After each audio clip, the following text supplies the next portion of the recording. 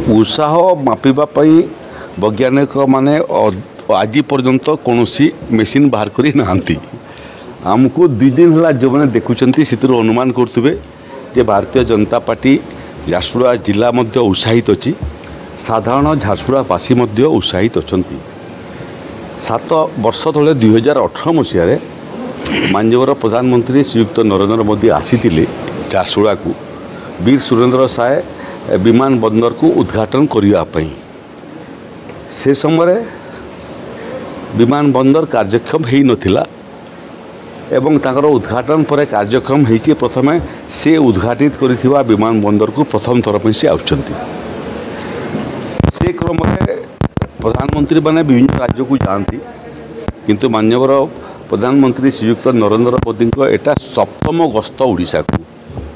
आपण माने टिके रेकर्ड खोजंतु, मो रेकर्ड रे पाइली नहीं कौन से प्रधानमंत्री गोटे वर्ष रे 7 थर कौन राज्य को जीवा, यहाँ हूँ रेकर्ड। जड़े प्रधानमंत्री गोटे राज्य को स्वतंत्र भाव में भल पाऊन ताकू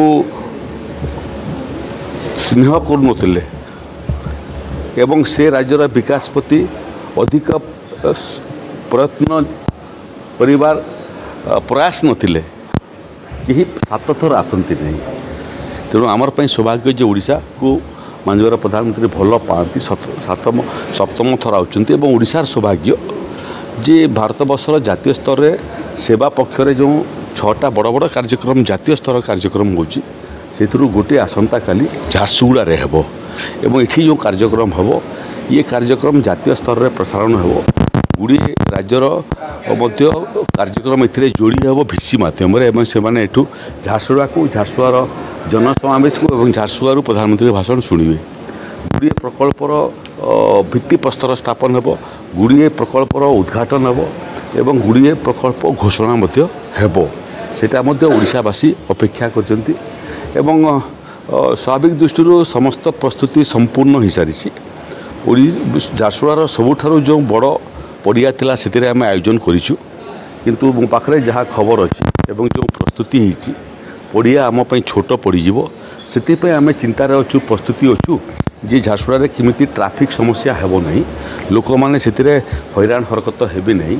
जो मैंने छात्र मैंने आसबे, युवक मैंने आसबे, युव समावेश यहाँ एवं तार संगे संगे झारसुगुड़ार वरिष्ठ नागरिक मध्य आसबे, से माने किमिति ठीक ठाक आसबे, ठीक ठाक बसबे, ठीक ठाक फेरिबे, से बाबद आम चिंतित अच्छु, तार प्रस्तुति करूँ। एवं तार संगे संगे सबुठ महत्वपूर्ण विषय है जे जो युवपीढ़ी आसबे केवल झारसुगुड़ा जो युवक मैंने रे से मैंने सशरीर में प्रधानमंत्री भाषण देखिए और शुणिबे। बाकी लक्ष लक्ष कोटी कोटी युवक भिन्न भिन्न जगार भिसी से मैंने प्रधानमंत्री को शुणिबे जे वार्ता तांकर कौन, से वार्ता मध्य प्रधानमंत्री कौन वार्ता आसंता काली आपण मैंने जानवे। मुझे अध्ययन करी जानी सीटा है युवपीढ़ी को से उद्बोधन देवे। 2047 मसीह देशर स्वाधीनतार 100 वर्ष पूर्ति हेब। प्रधानमंत्री नरेंद्र मोदी जिते देशर दायित्व नेले 2014 आम विश्व अर्थनीतिर 11 नंबर स्थान में थिलु।